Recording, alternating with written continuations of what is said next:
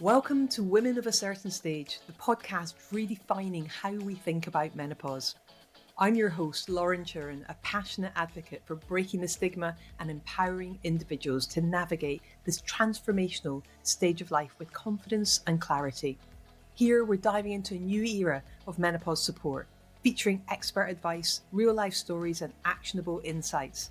Whether you're curious about building your personal menopause plan or you're looking to make an impact, you're in the right place. Let's embrace the change together. I am super excited to have this conversation with you today, and I'm curious, when we first met, you weren't even thinking about becoming a menopause coach, were you? No, I'd had a conversation a few years earlier about how we could potentially support women leaders better with some executive coaches who perhaps had a deeper understanding of menopause. I had no idea that menopause coaching was even a thing. So I had seen your post on LinkedIn about come along and learn about menopause coaching. And I was very much thinking about it in that context as could we find some executive coaches who just had a bit more insight or nuance around the topic.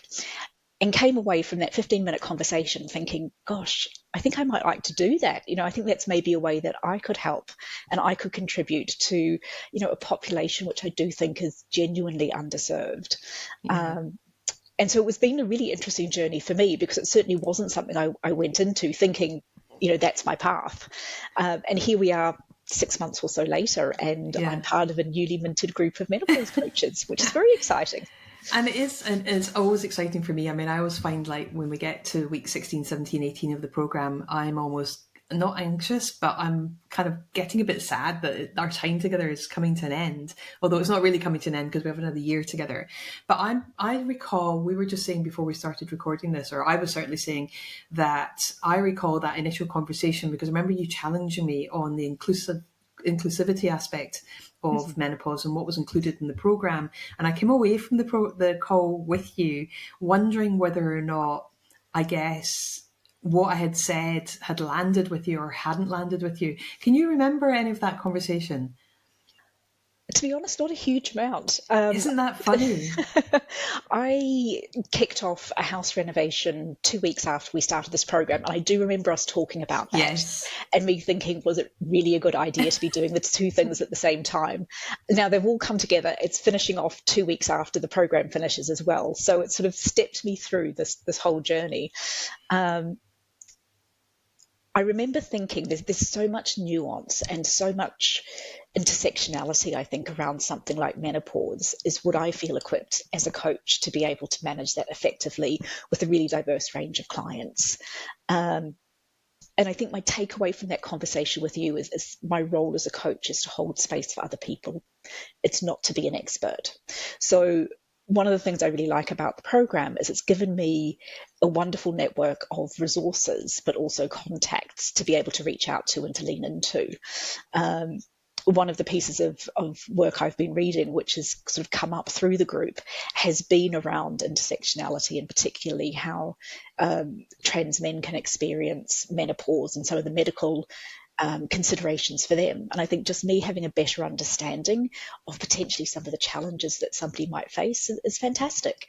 It doesn't mean I know how to address them, but knowing that there are tools out there and resources out there that I could potentially point somebody to if they have questions or feel like they need some additional support is where I feel that my role would be as a coach, rather than being somebody who needs to know the detail, who needs to know how to do something. It really is much more about how do I support somebody else on their journey.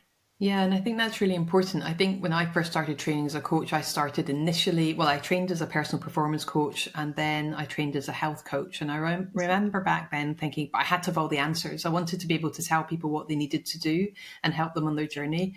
And one of the key things in all the coaching diploma and training that I've done is that we're there to support our clients on a journey by asking insightful questions, challenging questions that help their clients get honest with themselves and really think about where they're at and what it is they need to do to move forward.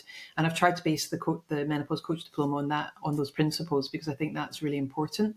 And it's definitely where I've seen people, come to life mostly. But I'd love to ask you a little bit more about your background and the work you've been doing up to the point of us meeting and having the conversation. What's that entailed?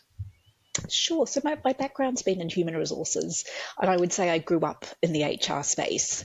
I moved into diversity and inclusion going on 13 years ago now, and have really explored, I suppose, most areas of the D&I arena, whether that be gender, disability, LGBTQ plus, race and ethnicity, all at some stage I've, either run training and development programs around, I've supported leaders in their journeys around it. But I think my space has been more about organisationally, what does this look like, particularly at a global level, where each country will be on its own journey. Each country will be at a different stage, have different goals. What do we at an organisational level want to stand for? How do we live that through our culture? How do we create genuinely inclusive environments for our colleagues, for our clients? And how do we tie our people into something that's bigger than themselves, the sense of purpose, the sense of who we are, and what does that mean to belong to an organisation, be part of an organisation? And that changes. I think one of the big learnings for me over the time that I've worked in the people space, particularly in the D&I space, is how differently that plays out in different companies, but also in different locations. I've been lucky to have a very global career. The UK is my eighth country, I think, where I've lived and worked. And with that, there's been a wonderful opportunity to really just to meet and learn from different people and different experiences. And so when I went through this journey, I was also really keen when I was thinking about practice clients, is wanting to make sure that I had practice clients who reflected some of that diversity as well, because just understanding how, age and demographics and culture and all these things can play into people's experiences. Was really keen to learn more. How did you go about choosing your practice clients? Because I think that's one of the things that people often say to me. Oh my gosh, I've got to get practice clients. Will I be able to get practice clients? And 5 years, 6 years, 7 years into running the program, no one's ever had a problem getting practice clients. It's usually the opposite problem, that people end up with too many people. And I think you had that problem as well. I did. I ended up doing double the number required in inverted commas for certification.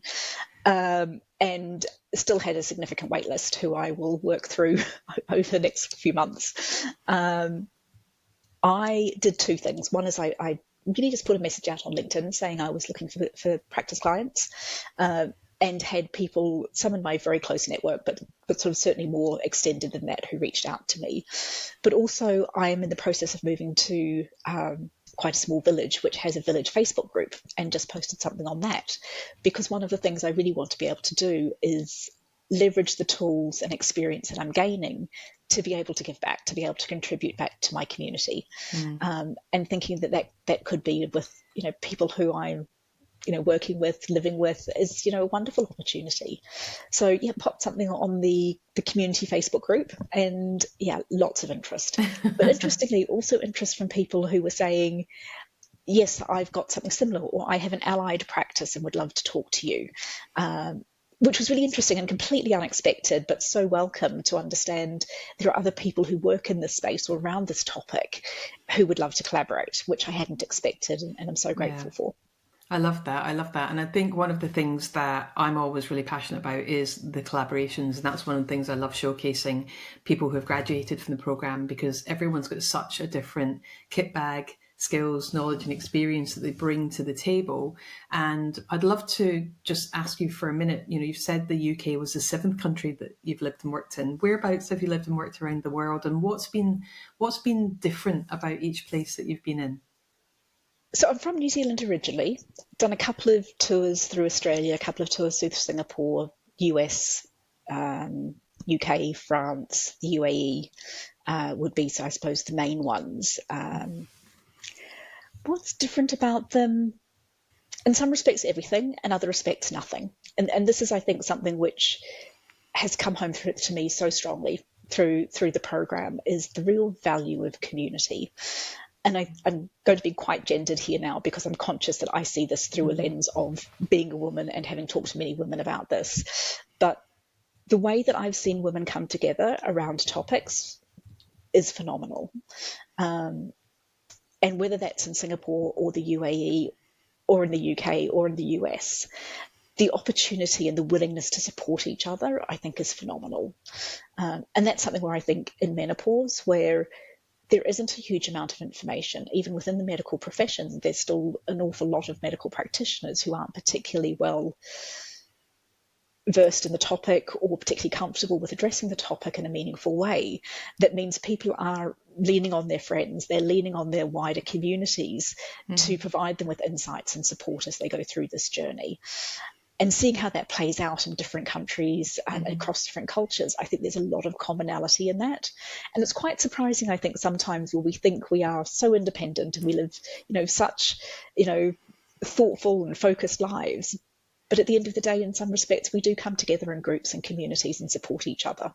And that's something I've seen, very consistently sort of across, different locations, different cultures, which I feel hugely encouraged by as a woman, as somebody who's sort of going through this journey myself, is that there are people out there who help and support and care, and they don't have to be people you know already. I think that's so.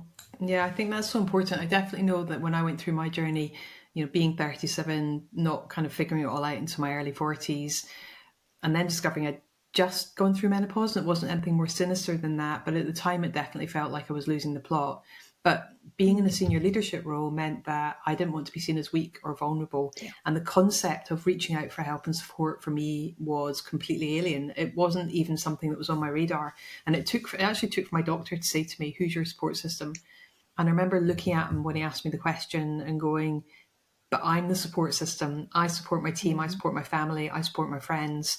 And that's just the role that I play." And I see that quite often in the people that I coach. I mean, I don't do a huge amount of coaching now, but I always have a handful of clients on at any one time.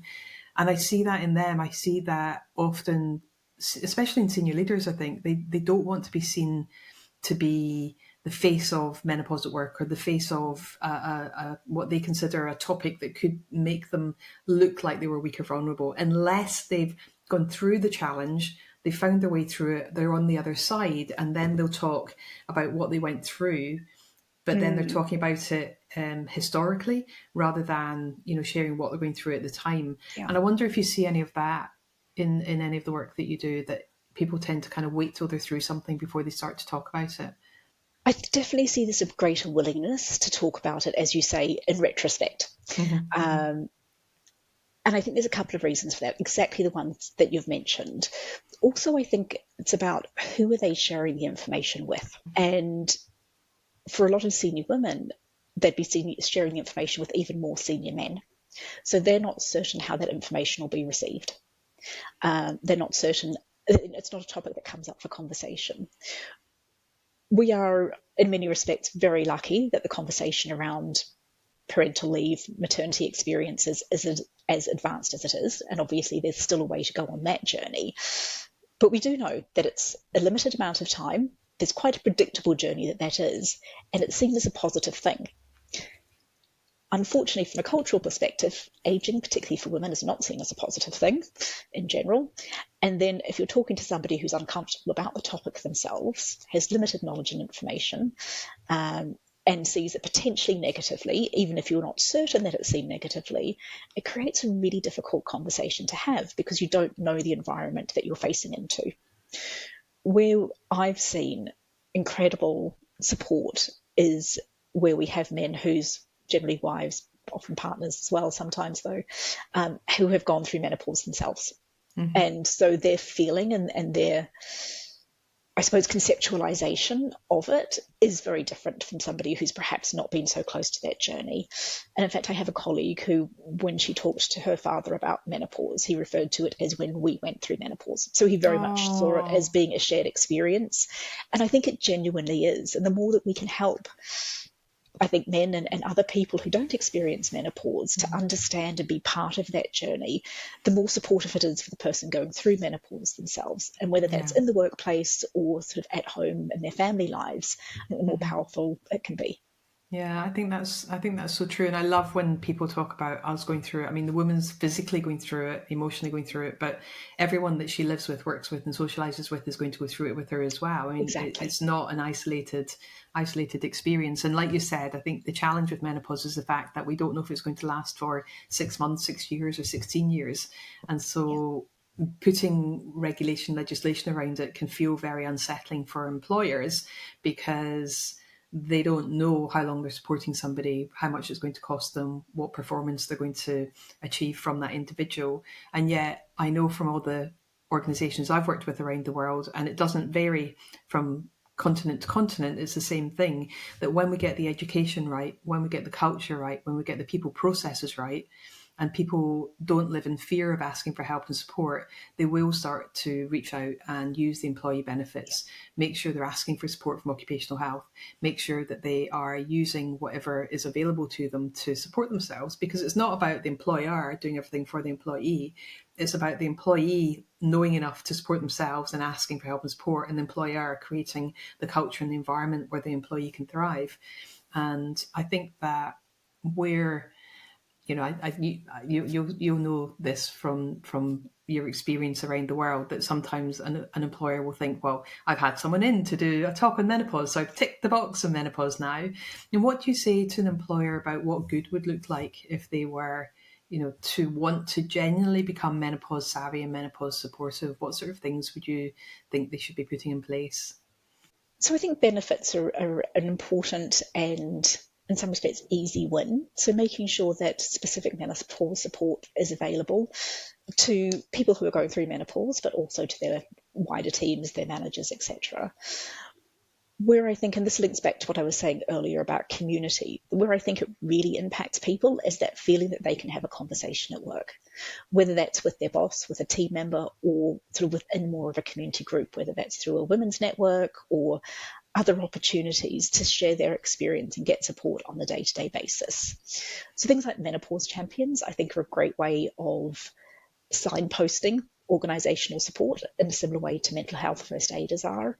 But they're also just one way of saying it's okay to talk about this here. You know, we Yeah, understand that it can be challenging. Where I think the challenge can also lie, though, is people have such different experiences. yeah, And when I was reaching out to practice clients, I had some people who have just had horrendous experiences, and others who were like, look, I think this is a great idea. I had no symptoms whatsoever, so I don't think I should be one of your clients. And I'm like, all power to you. You know, it's like, can I go on that journey, please? I'll have that one. yes, please. Yeah, exactly. You've shared some fascinating stats in the program about, you know, the number of people who either don't realize the symptoms they're having are menopause, or even if they do realize it, still don't seek help from their doctor. So it's how do we help people just feel really safe to raise issues? They don't have to be menopause related, or people don't have to know they're menopause related. They should be feeling okay to say, look, I'm struggling in this area, or I need more support around this, and that should be Yeah. okay. Yeah. And I think that that's something that's just from repetition, isn't it? And constantly reinforcing. And then in one-to-ones and team meetings, also managers using language that that lets their people know that it's okay to ask for help and support, or okay to open up, or okay to have an off day, or okay to share that there's something that they might need help and support with, as opposed to, right, we've got 55 things we need to do in this 25-minute meeting, and we're going to go through them at pace and not have any space to actually interact with that human being as if they were a human being. They're just a team member that has to produce X, Y, and Z for the team or for the organization.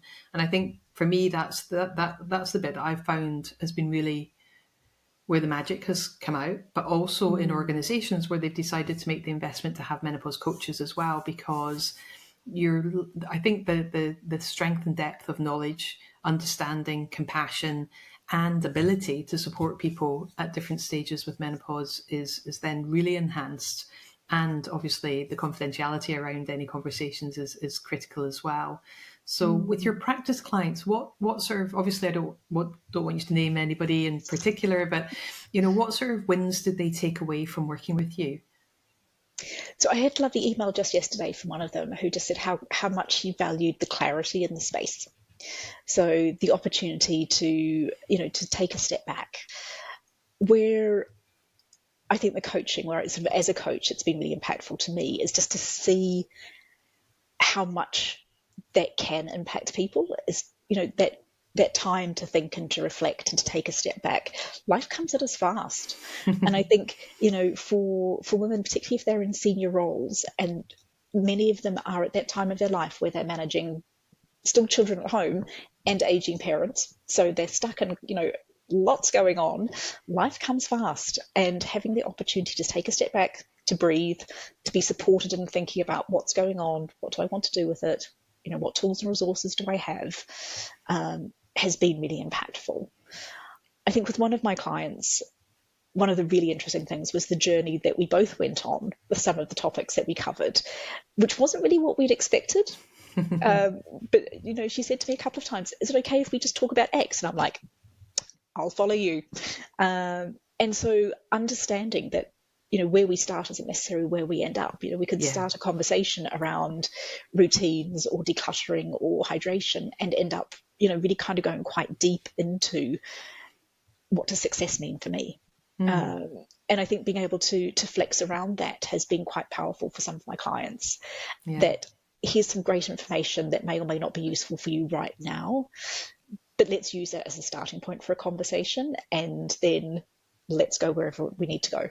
Yeah, and I think it's really common for people around this kind of stage of life to start to assess whether they are on the right track, the track that they want to be on, as opposed to the track that their family or their husband or their partner or society or their community has expected them to go on. And I often find that someone will come to me because they've got really severe menopause problems, and then they'll set goals which are, based on the symptoms they're having, to have less hot flushes or to feel better about themselves or to feel confident again. And actually, by the end of the program, they've changed their job, they've redesigned their relationship, they have laid down firmer boundaries with the children at home. And actually, by getting back into their personal power, by boosting their own vitality, they start to use their voice in a way that they haven't done for a very long time. Because when we become embroiled in relationships, whether it's as a parent or not, whether we're in a relationship or not, or social relationships and work relationships, all of a sudden we're like you said, we're managing and juggling so many other things.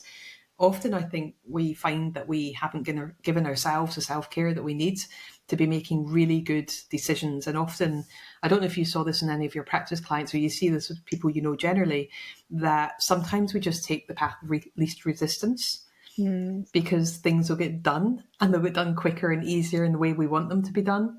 And sometimes we just do that a bit too often, to the point where we end up overloading ourselves.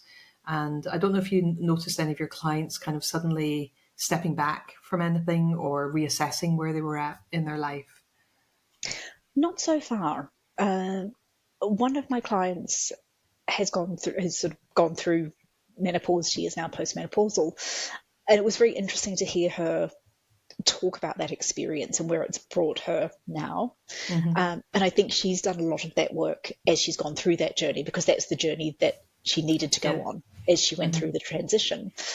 One of the things that you said, I think, in our very first session was midlife is the middle of your adult life. And that really struck me. And it sent me down a little bit of a rabbit hole in terms of looking at average life expectancy of women over time. And legitimately, 100, 150 years ago, the average life expectancy of a woman was 40, 50, 60. So actually menopause for a lot of women was happening very late in life for them in terms of their average lifespan. That's hugely different now. For the average woman, there's another 30, 35, 40 years of active, engaged living to be had.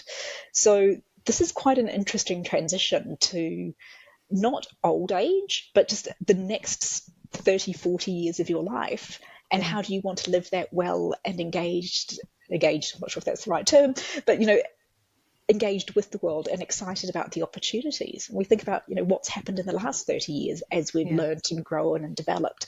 What could that look like in the next 30 years is really quite a significant piece of thinking to be done, I think. And not that it's menopause specific. Menopause happens at a range of ages. Yeah. But I think menopause can be a really interesting signpost to, okay, here's an opportunity to think about it.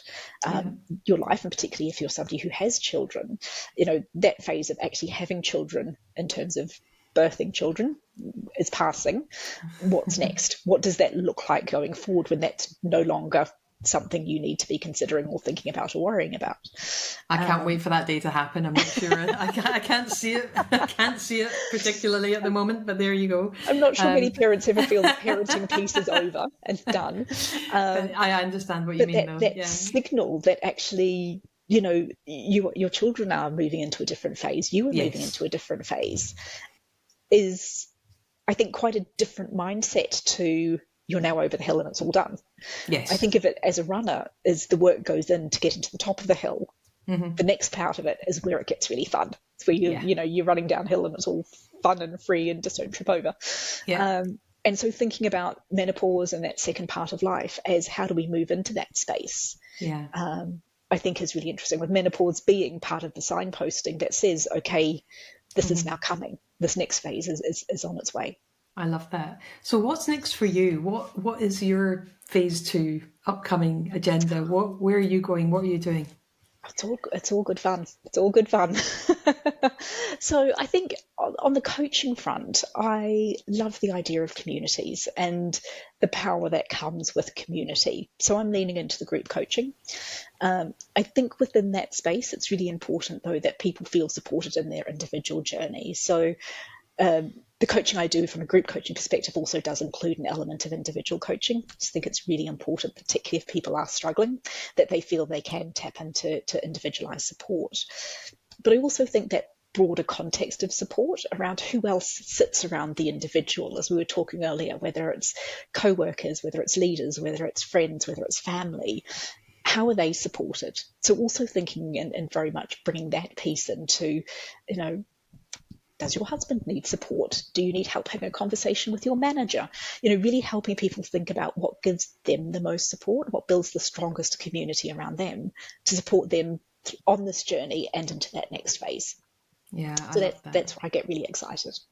I love that. And you're thinking back to diversity and inclusion. Everyone uses different acronyms, and one of the things that I've been using a lot recently is inclusion and belonging, because I think the belonging aspect is really what most of us are seeking. And I think, going back to your point about community, it's having that community, giving us that sense of belonging that really gives us that rooted, grounded sense of feeling connected with other people. And often you're from New Zealand, I'm from Scotland. I'm not living in my home country. You're not living in your home country, and our home is where we lay our hat, right? But we're not living where we were brought up. And I think I see that more and more, even if it's within the country we live in, that mostly I'm seeing people that are living more than 50 miles away from a support network. And very often people are moving for work, they're moving to study, and they're not generating the kind of communities like I grew up in Glasgow. The back door was always open. And the way we knew what day whoever mum it was, mum had done the shopping, was we all descended on that mum's house on that day of the week, because we would eat them out of house and home. And then the next day we would turn up at someone else's mum's house because they had all the crisps and the chocolate and the juice and all the other stuff. And it was very much back doors were open and people were in and out of each other's house, and you lay your bike on the ground in the garden or outside the gate, and nobody thought twice. But it meant that in times of crises, everyone pulled together. And it meant when there was a celebration, there was always someone there to celebrate with. And I don't see that in today's society. And I think that exacerbates people's experience of menopause when they've got responsibilities at home, they've got responsibilities at work, and they maybe haven't had the same energy, the same setup, the same drive, the same opportunity to have a community around them. So I love the fact that you're looking at your new local community and you're looking at, combining the group with the individual, because we still need that one-to-one. We still need to have that connection and that bond with somebody who hears us and can make that time for us. And yet the community aspect, which is why I love doing the Menopause Coach Diploma, because I get to see this gorgeous group of people coming together from all over the world. And then now your cohort and I have stepped into the year support going forward. As questions are coming in from your cohort, individually to me, I'm now going, pop them in the community, because I don't want people to suddenly think, because we're not meeting every Friday, we're just meeting, once every 2 or 3 months now. I want people still to stay connected, because I think that's where the magic really comes together, and that's where the magic happens. And I know throughout the program you were posing some really good questions, and you found research as you were going through the program as well that you shared. And I love that was available for everyone to benefit from, because one of the key things that I know when I jump onto a program to go and learn and do something new or get a new certification, I'm always looking towards the people that are running the program to be the fountains of all knowledge. But the reality is, in the menopause space, as you quite rightly said, there isn't an individual or a body that has all the answers. We've just got the best information that we've currently got, and we have to make sure that we disseminate that and share that as far as possible. But I think, I love that you've done that, and obviously if you come up with any more nuggets, I'd love you to share them with the community so we can put them in the library for everyone to benefit from. Of course, and as you might be aware, the group itself, the cohort of coaches, has continued to meet on a regular basis. So we meet fortnightly, same time as our sessions used to be, so that we've got the time locked in our diary, and just talk about what are we learning, how are we growing, what questions do people have, what support do people need. And it's fantastic to see the journey that people are on, and so many people doing brilliant work, but also so willing to share. And that's, I think, for me, one of the key outcomes of the program is really just that, I suppose, that encouragement to try something, to do something. It's absolutely there. And have any of us become experts overnight? No, but everybody's bringing their collective knowledge and skills and insights and wisdom to the table. And I'm learning a huge amount, and I hope, I'm contributing back to the group in an equal way. Yeah, and I love that. I love that you've continued, and some cohorts have done that via WhatsApp groups. Some have done it by continuing to meet via Zoom. And, you've got such an amazing cohort. You've got such a diverse group of people, some who were coaches, some who were in the medical space, some who were in the corporate space, some who were just coming back to work for the first time after a long time off. And I think when everyone brings all their knowledge together, and there's a point at which I definitely recognised that you can read everything, you can watch everything, you can learn everything that's available, but there's always something new coming out. And that makes it interesting and challenging and exciting and all in the same time. But it also means that, for me, definitely has kept my attention. There's not a lot of things that I could do for 11 years consistently.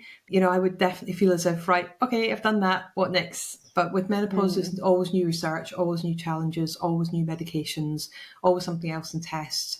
And when we have the doctors come and do their sessions, it's always great to hear every cohort, what's the latest, what's coming down the line.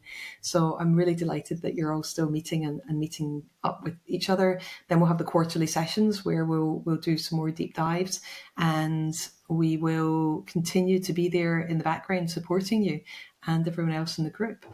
So I'm curious, what lights you up? What gets you out of bed in the morning and puts a smile on your face? For me, it's the feeling of having made a difference. It's one of my primary motivators. So whether that's at work, whether it's in my personal life, the feeling of just genuinely having had an impact. And that doesn't need to mean changing the world, although, I'm happy to change the world. I really don't mind. But just that sense that I've helped somebody, or I've made something better, really does matter to me. And that's, as I said, I hadn't planned to go on this path, but very much saw it as an opportunity to contribute, to give back, and hopefully make things better for someone. So you've been working full time, doing a refurbishment, studying, all of that together. I think that is pretty remarkable. That's lots of challenges to take on, and you showed up, like you were there. And that was one of the other beautiful things I love, is that we have such a strong show up rate on the program as well, because there's so much opportunity to interact, to learn from experts, and practice the skills as we're going through the program as well. Often we don't have quite enough time. Sometimes it feels like I want there to be longer, but we have to ring fence the time that we have available. So what would you like to say to people that are listening about what you're going to be going on to do in the future and the type of work that you're looking forward to doing? I'm really excited about integrating the idea of menopause and life transitions into the way we talk about people's careers. And so whether that's a particular stage in somebody's career, or just overall looking at their entire 40-year career, really thinking about what are all the different things that go into that.